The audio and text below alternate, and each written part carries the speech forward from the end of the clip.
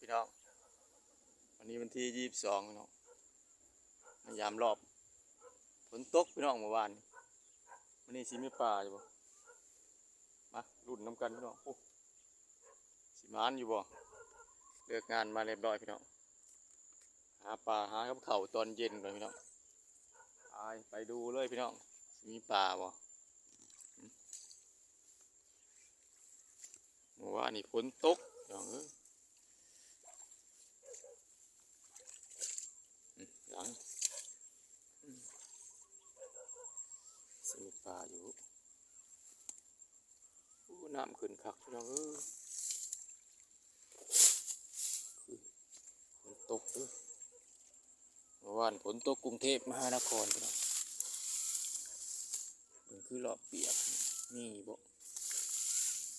1 โล 2 โลไงเนาะสิมีบ่เบิ่งพี่น้องรุ่นน้ำกันคือนิ่งแหละโอ้ยมีบ่ดีเนาะโอ้ยมีตัวหนึ่งพี่น้องนี่จุดสีออกมีตัวหนึ่งเลย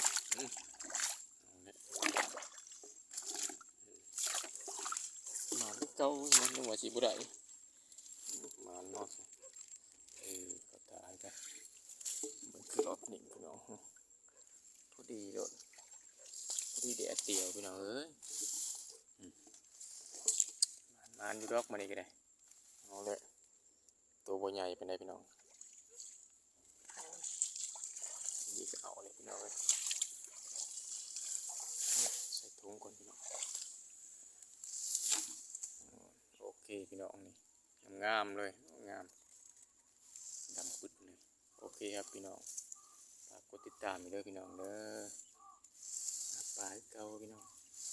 อายุหากินตอนจากเลิกงานพี่น้อง